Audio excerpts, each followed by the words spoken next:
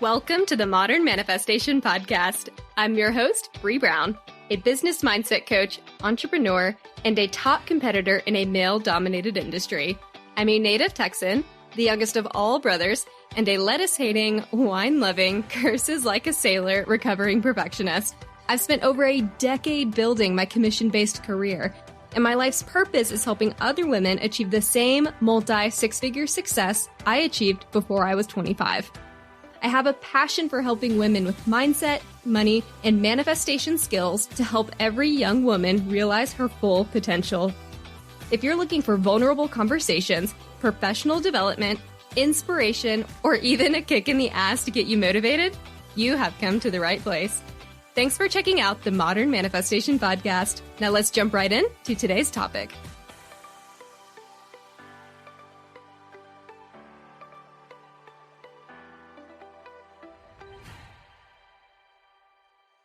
Hey y'all, for one of the first podcast episodes, I wanted to jump into a topic I seem to be talking about with friends a lot, and that is dating yourself. Yes, dating yourself. This is something that I do a lot, and I can't tell you how many times I get told, oh, I could never do that, or wow, you must have so much confidence to be all by yourself in a restaurant, or that sounds really nice, but I just feel like it would be so uncomfortable. Or I'd be afraid that people would judge me as lonely. Y'all, first of all, get over it. Get comfortable getting uncomfortable. Dating myself has been life-changing for me. And this conversation comes up so often with a lot of my female friends that I decided this needed to be one of the first few podcasts I put together on mindset, especially as the self-care topic has gained so much in popularity. I mean, taking yourself out to dinner as an example may sound silly and trivial, but it speaks volumes about your ability to be comfortable with yourself. So as the topic of self-care comes up, I think a lot of people are doing the things like doing yoga, doing the green juices, doing all of the external things that they can do in order to, hashtag treat yourself, but they're not doing the internal work that goes with that. And a big part of the internal work is getting comfortable with yourself. So dating yourself is a fantastic exercise for you to use in order to really start working on that internal mindset and just checking in with yourself to see how you're doing. And when I say dating yourself, I'm talking only yourself. No phone, no book, no journal, nothing. Just be. And I'm not going to lie, this is a challenge, especially because I'm one of those people that's go, go, go all the time. I'm extremely just hyperactive and I can't ever seem to slow down. I mean, I'm even one of those people that can't keep my hands still. So for me, this is one of the biggest tests I've ever experienced that gauged my self-sufficiency and independence. We live in such a fast-paced world between mobile email, articles, it sounds really lame to say mobile emails, between emails, articles posted hourly, text messages, etc. I mean, it's no wonder that finding stillness and intentionally slowing down is so hard for us. And doing it without any distraction to calm that anxious energy, like having your phone or having something to write on, it is even harder. So let's talk about why dating yourself is important. And I went into it a little bit earlier, but the biggest thing is self-love. It helps set a very important narrative and coaches your mind to believe that you are worthy, valuable, and lovable. Many of us are aware of this concept, but it's so difficult to put it into practice.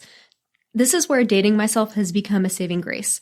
Unfortunately, being, eating, living alone is such a social taboo in our Western world that it's often confused with loneliness. And a lot of people worried about being judged for enjoying their solo time. Thankfully, the concept of self-care has become so popular with the hashtag treat yourself. But again, people are mistaking this for self-love when they're not actually doing the work. The good news is that the more you intentionally sit with yourself without any distractions, the easier and more enjoyable it's going to become for you. Will it feel awkward at first? Hell yeah, guys. It's uncomfortable. You're sitting there, you're just like, oh shit. I feel like I'm crawling out of my skin. And I mean, I remember at one point, I'm pretty sure I asked someone for crayons and a kids menu just so I had something to occupy myself with. That's actually really embarrassing. I should probably cut that out. So You can always start off small, right? You don't have to jump right into an hour-long dinner with yourself at a popular restaurant where you'll likely get tons of weird looks from people that eventually causes you to pull out your phone just to quote unquote save yourself. Instead, prepare a nice meal for yourself at home with a bottle of nice wine that you've been saving. Just make sure you don't plop yourself in front of Netflix. It doesn't have to be dinner. I mean, maybe you just make yourself a nice cocktail, you go outside, and you just sit. And you're like, this is me dating myself. You have to put it in your calendar because otherwise you won't do it. Treat yourself with the same respect you would give someone else on that date, right? So that means that when you set a time, you stick to it. Don't go calling friends, calling your mom, texting people, going live on Facebook, none of those things. You set the time that you're going to date yourself and you go and you commit to it. Because the commitments you make to yourself are the commitments you make to your success, to your mental health, to your being. So if you're using my example of having dinner with yourself, really get into it, right? So set out some candles, sit at the table, set a placement out. If you have like special silverware or plates you like to use when important people come over, get that shit out. You're important. Love yourself. And just take in the moment of preparing for and serving yourself and only yourself and putting yourself first. Love it, enjoy it, do not take it for granted. One of the first dates I ever took myself on was to the movies. And I didn't intentionally do it, to be honest, but I'm going to count this one and kind of pat myself on the back for it. It's really what kickstarted this whole movement for myself. And what ended up happening was that Evan didn't want to go see a chick flick. And I wanted to go anyway, so I was of the mindset of, well, I don't need no man. I'm going to do what I want. So I went and bought a ticket in the really nice reclining chairs at a local theater, and I went anyway. And I made this ordeal extra special by bringing a mini bottle of wine, chocolate-covered almonds, and my throw blanket. And I was 100% that person that you judge in the theaters when they like seem to be pulling everything out of this huge purse. And you're like, oh, okay, really? I was in a very different time in my life. And it was great. And I felt oddly accomplished and proud when I got home. Just the fact that I wanted something, went after it, made plans with myself, stuck to it, did it, had a great time, came home. It felt really, really good. And I know that it was right. And I know that that's something I should do more because of how good it felt. Since then, I have tried to expand on this concept. Not only do I take myself on small dates, but I have taken myself on full-blown motherfucking vacations. And no, Evan is not invited when I need a vacation with me. And no, he doesn't worry about it. I get asked that a lot too. People are like, oh, isn't he worried that you're traveling on your own?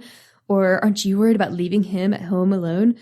If y'all have that kind of question, this is like a whole nother podcast. So I don't want to spend a whole lot of time on it, but like that's a red flag. If you don't have that trust in your spouse to where you can go on vacation or they go on vacation and you're worried about what the other one is doing, maybe you should do some inner work and question whether or not that's a red flag for you in your relationship. That's a whole nother podcast. Like I said, I don't want to go down that rabbit trail, whatever it is at this moment, but we're going to dive into that in terms of talking about relationships at a later point. However, this is me giving you like a little nugget. If that's something that you would ask yourself, maybe you should ask yourself why you're in that relationship. Okay, let's go back to the dating yourself. One of the best things I ever did for my personal growth, and this is going back to the whole taking myself on vacation things, I couldn't afford to study abroad. And so what I ended up doing was manifested a way in order to get to Europe and live off of a very limited amount of money that I earned while working internship. And I decided that since I could not study abroad, I was going to backpack Europe. I was determined to do it, and I wanted to do it for as long as possible. And I wanted to do it alone. It was terrifying, exciting, thrilling, calming, wonderful. I was put in awe all the time. I mean, all of those things at once and more. But as you can imagine, I rarely had a dinner date outside of the occasional conversation with some gentleman at a bar or something. And granted, they would have many stories which were extremely entertaining. And I loved being able to interact with the locals in that way. And it allowed me to test my language skills and really put myself as someone that was staying at farms nearby a month at a time here and there.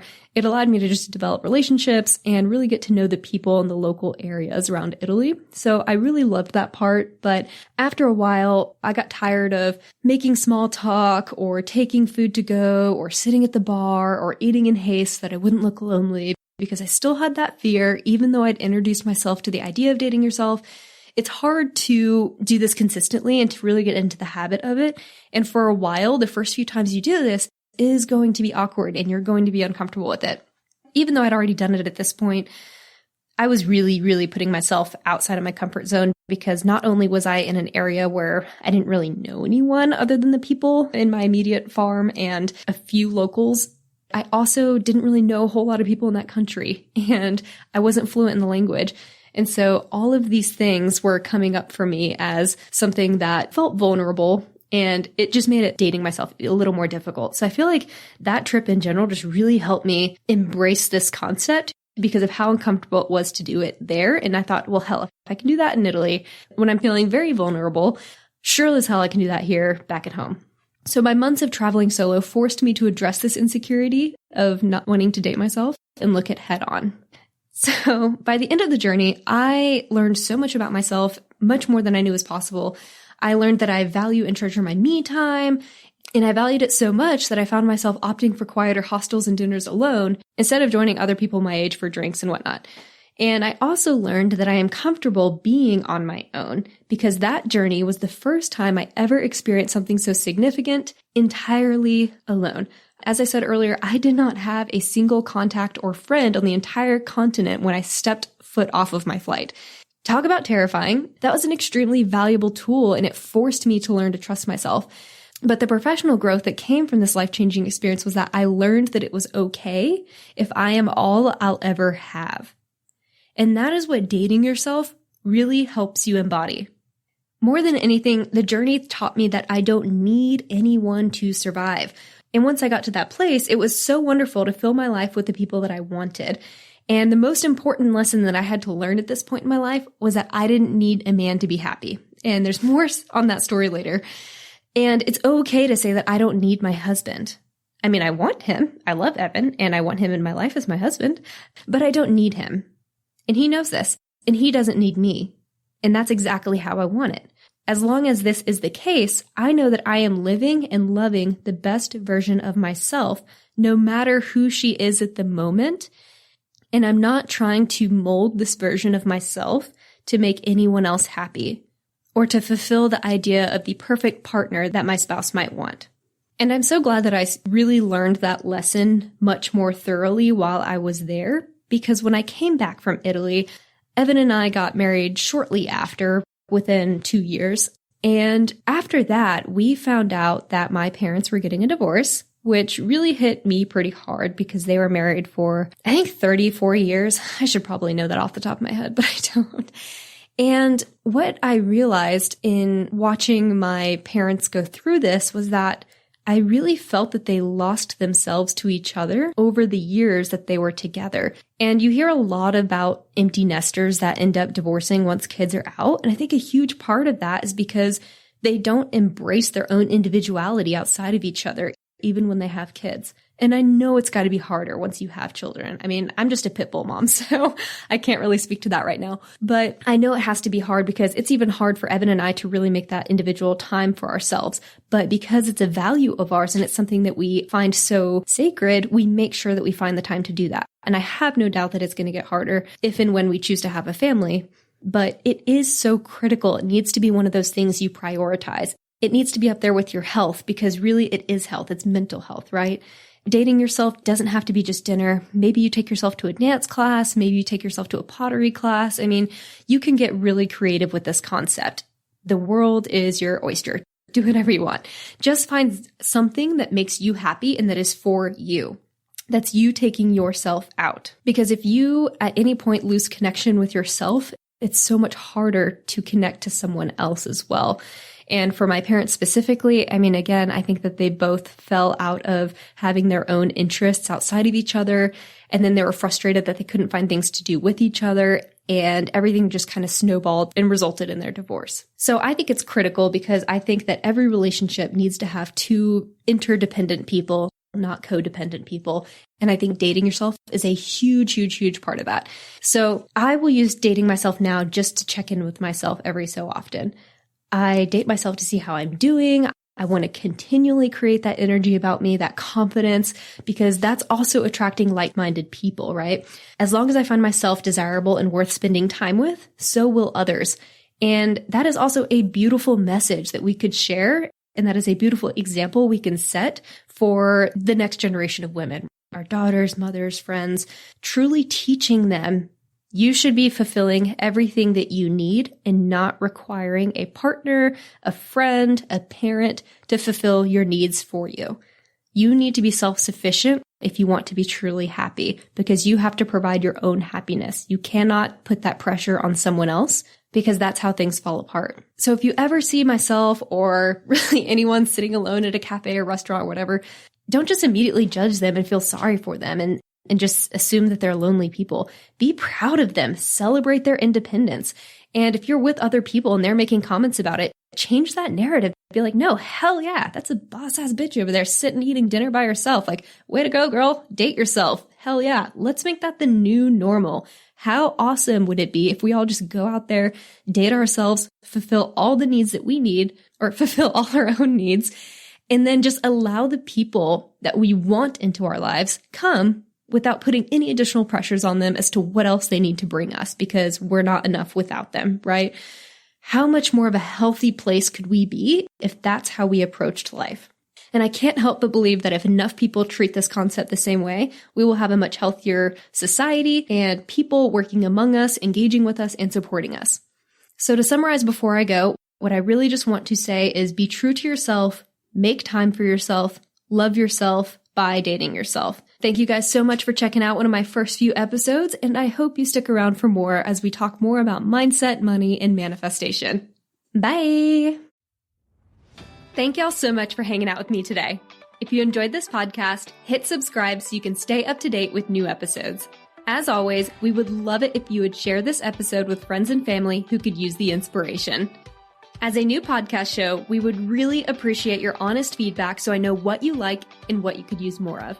As a thank you for leaving us a rating, we will send you our 7 weekly tips to create space for abundance. Make sure you screenshot your review and email it to us at hello@themodernmanifestation.com so we can send them straight to your inbox. If you'd like to stay connected, you can find us on Instagram or Facebook at Modern Manifestation, or you can head to our website at themodernmanifestation.com. Thanks again for joining me, and I will catch y'all in the next episode.